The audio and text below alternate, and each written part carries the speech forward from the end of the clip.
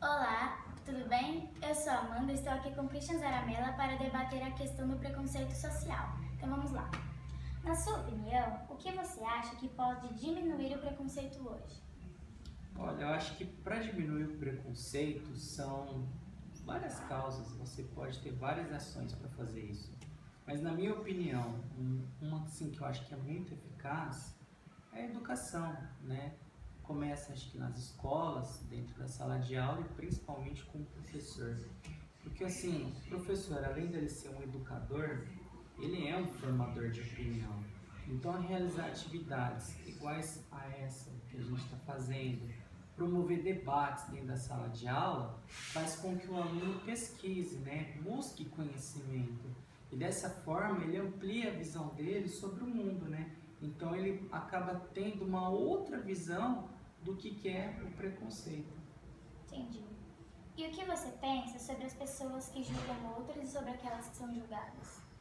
Olha, eu já julguei e já fui julgado. O que eu penso sobre isso é o seguinte: eu acho que antes de tudo, nós devemos reconhecer em si o nosso próprio preconceito e estar sempre alerta com isso, desenvolver a habilidade de estar alerta, né, em relação ao nosso próprio preconceito, para que a gente não julgue e nem seja julgado. Uhum. O que você acha que é a causa de tanto preconceito? Olha, o preconceito são tantos preconceitos que a gente tem hoje.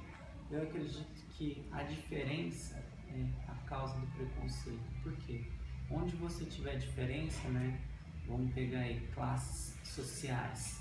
Quando você tem diferença entre classes sociais, você tem preconceito. Nós temos hoje em dia o preconceito racial, que ainda é muito grande em vários lugares. Nós temos também o preconceito sobre orientação sexual das pessoas. Então, onde você tem diferença, você vai ter o preconceito. Uhum. E quando você acha que começou o preconceito no mundo? Olha, eu acredito que o preconceito começou a partir do momento em que o homem começou a viver em sociedade.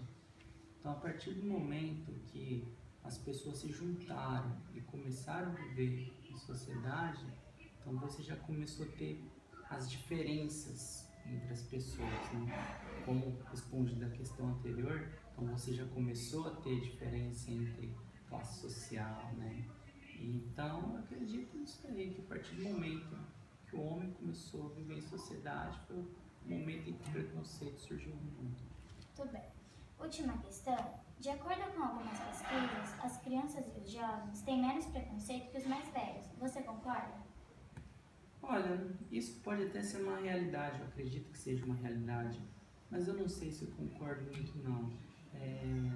De fato, a criança, ela acaba sendo mais pura e tem menos preconceito que o adulto, né?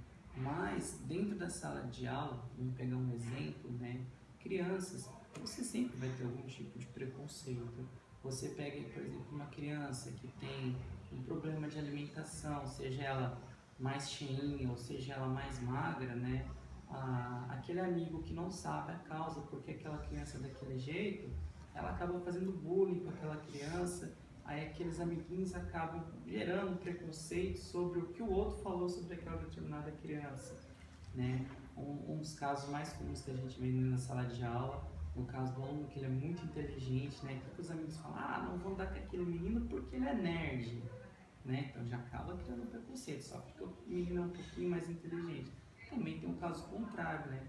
A gente tem muito caso de crianças que têm dislexia, que é problema com leitura e tudo mais, e tem mais dificuldade de aprendizagem. A gente tem aqueles amigos que acham que aquele menino tem menos capacidade e também deixam ele de lado, criam um preconceito. Então, preconceito nós vamos ter em vários lugares, vai ser na escola, dentro da sala de aula, no trabalho, em vários lugares.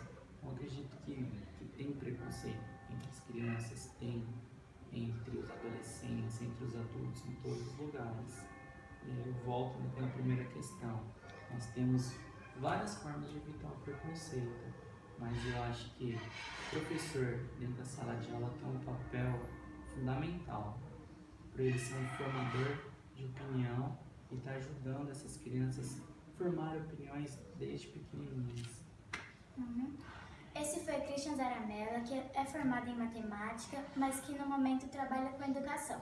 Agradeço a ele pela entrevista e sua opinião nesse assunto. Obrigado.